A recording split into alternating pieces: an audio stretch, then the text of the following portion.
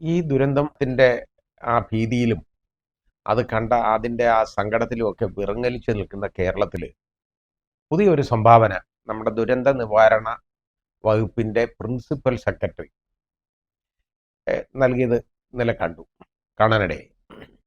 അത് നമ്മുടെ ബഹുമാന്യനായ മുഖ്യമന്ത്രിയുടെ കീഴിലുള്ള വകുപ്പാണ്. അദ്ദേഹമാണ് അതിന്റെ മന്ത്രി. അദ്ദേഹം അറിയാതാണ് ഇങ്ങനൊരു ഉത്തരവിറങ്ങിയതെന്നാണ് പിന്നിപ്പോൾ അദ്ദേഹം പറയുന്നത്. അതില് വളരെ ഒരു രസകരമായ ഒരു കാര്യമാണ് പറഞ്ഞിരിക്കുന്നത്. ശാസ്ത്രജ്ഞന്മാരും സാങ്കേതിക വിദഗ്ധരും ഒന്നും ഈ ദുരന്ത ഭൂമി സന്ദർശിക്കരുത്. ഒന്ന്. രണ്ടാമത്തെ കാര്യം, സന്ദർശിച്ചു കഴിഞ്ഞാൽ ഇതുവരെ ഉണ്ടായിരുന്ന വിവരങ്ങളൊന്നും അതുപോലെ തന്നെ അവിടെ കാണുന്ന ഒന്നും ആരോടും സംസാരിക്കാൻ പാടില്ല. ഇതാണ്. ഇതൊക്കെ പറയാൻ ഇവര് ആരാണ്? എനിക്ക് തോന്നുന്നു ഒരു സ്ത്രീയാണെന്നാണ് തോന്നുന്നത് ഈ പ്രിൻസിപ്പൽ സെക്രട്ടറി. എനിക്കറിയില്ല ആരാണെന്ന്, പക്ഷേ പേര് കണ്ടിട്ട് അങ്ങനെ തോന്നുന്നു. ഇത് ഇവരാരാണ്? ഇവർക്കുള്ള അവകാശം എന്താണ് ഇതിനകത്ത്? അതായത് നമ്മുടെ ഇന്ത്യൻ ഭരണഘടന നമുക്ക് കനിഞ്ഞനുഗ്രഹിച്ച് നൽകിയേക്കുന്ന ഏറ്റവും വലിയ അവകാശങ്ങളിൽ ഫണ്ടമെന്റൽ ഫ്രീഡത്തിൽ പെടുന്ന ഒന്നാണ് freedom of speech and expression. എനിക്ക് പറയേണ്ട കാര്യങ്ങൾ പറയാനുള്ള അവകാശമുണ്ട്. അത് ഞാൻ ഒരു ശാസ്ത്രജ്ഞനായി പോയി കഴിഞ്ഞാൽ എനിക്ക് മിണ്ടാനുള്ള അവകാശമില്ല. ഇവർക്ക് ഏത് ഏത് ഏത് ലോകത്താണ് കഴിയുന്നത്?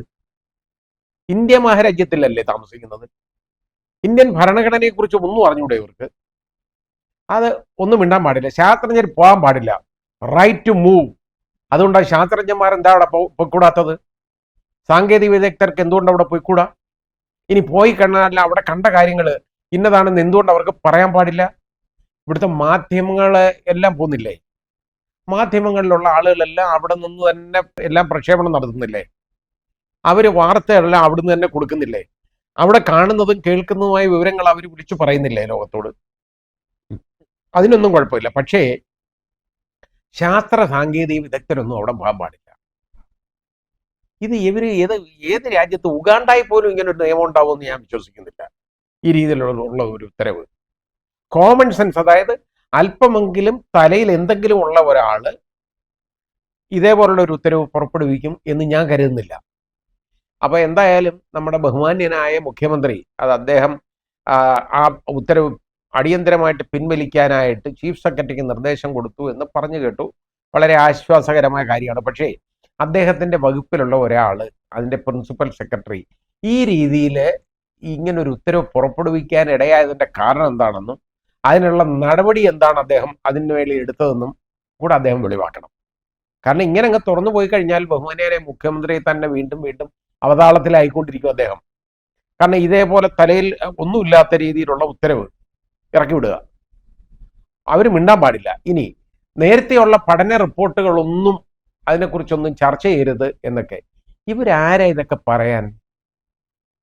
എനിക്ക് മനസ്സിലായില്ല ഇതെന്താണെന്ന്. ഇത്രത്തോളം ബോധമില്ലാതെ പെരുമാറുന്ന ആളുകളാണോ അവരെയാണോ ഇവിടെ വകുപ്പിലേക്ക് കൊണ്ടുവച്ചേക്കുന്നത്? പണ്ടും ഇതുപോലുള്ള ഒരുപാട് ഉത്തരവുകൾ അദ്ദേഹത്തിന്റെ വകുപ്പുകളിൽ നിന്ന് വന്നിട്ടുണ്ട്. അതിന്റെ ഏറ്റവും അവസാനത്തതാണ് ഇപ്പൊ ഈ കണ്ടത്. ഏതായാലും അത് പിൻവലിക്കാനായിട്ട് അദ്ദേഹം നിർദ്ദേശം കൊടുത്തു എന്നുള്ളത് വളരെ നല്ല കാര്യം. ഒന്ന് മനസ്സിലാക്കണം, നമുക്ക് ഈ രാജ്യത്ത് ഉള്ള നമ്മുടെ പൗരന്മാർക്ക്, ഇവിടുത്തെ ജനങ്ങൾക്ക് ആർക്കും ആരോടും സംസാരിക്കാനുള്ള അവകാശമുണ്ട്. ജനങ്ങളെ അഭിസംബോധന ചെയ്യാനുള്ള അവകാശമുണ്ട്. പഠിച്ചു വച്ചേക്കുന്ന കാര്യങ്ങൾ, ആ പഠന വിവരങ്ങൾ ജനങ്ങളെ അറിയിക്കാനുള്ള ഒരു ബാധ്യതയുണ്ട് എല്ലാവർക്കും. അതിനുള്ള അവകാശവുമുണ്ട്. ആ പറയുന്നത് തെറ്റാണ്, മനഃപൂർവ്വം സർക്കാരിനെ വെള്ളത്തിലാക്കാനാണെങ്കിൽ അതിന് നടപടിയെടുക്കാം. പറഞ്ഞു കഴിഞ്ഞാൽ അത് കുഴപ്പം പിടിച്ച കാര്യമാണ് പറയുന്നതെന്നുണ്ടെങ്കിൽ അതിന് നടപടിയെടുക്കാം. നേരെ മറിച്ച് അവിടുത്തെ പഠന റിപ്പോർട്ടുകളോ അവിടെ ഇന്നേ വരെ ഉണ്ടായ കാര്യങ്ങളോ ഒന്നും പരസ്യപ്പെടുത്താൻ പാടില്ല എന്ന് പറയുക എന്ന് പറയുന്നത് വിവരക്കേടാണ്. പരസ്യപ്പെടുത്തണം. അങ്ങനെയാണെങ്കിൽ ആദ്യം പിടിച്ചകത്താക്കേണ്ടത് ശ്രീ മാധവ് ഗാഡ്ഗിലിനെ അല്ലേ? ഗാഡ്ഗിൽ കമ്മിറ്റി അല്ലേ ഇത് ആദ്യം നന്നായിട്ട് ഇതിനെക്കുറിച്ചെല്ലാം പറഞ്ഞത്? അപ്പൊ ഇത് പുറത്ത് പറയാൻ പാടില്ല എന്ന് പറഞ്ഞു കഴിഞ്ഞാൽ ആദ്യം ആ ഗാഡ്ഗിൽ കമ്മിറ്റി റിപ്പോർട്ടൊന്നും എടുത്ത് വെച്ച് പഠിക്കട്ടെ, പഠിച്ചിട്ട് മനസ്സിലാക്കട്ടെ അതിൽ എന്തൊക്കെ ചെയ്തില്ല, അതുകൊണ്ട് എന്തൊക്കെ അവിടെ കുഴപ്പങ്ങൾ ഉണ്ടായിട്ടുണ്ട് എന്നും, അവിടെ പാറ പൊട്ടിച്ച് ഖനനം നടത്തി അതിനെ സംബന്ധിച്ചൊക്കെ ഉള്ള റിപ്പോർട്ടുകൾ വെളിവരരുതെന്നുള്ള ആഗ്രഹം കൊണ്ടല്ലേ ഈ പറയുന്നത്. അത് സർക്കാരിനെതിരെ വന്നേക്കാം എന്നുള്ളത് കൊണ്ടായിരിക്കാം അതിന്റെ പ്രിൻസിപ്പൽ സെക്രട്ടറി ഇത് പറയുന്നത്. ഇത് പ്രിൻസിപ്പൽ സെക്രട്ടറി സ്വമേധയാ ചെയ്തതെന്ന് ഞാൻ കരുതുന്നില്ല.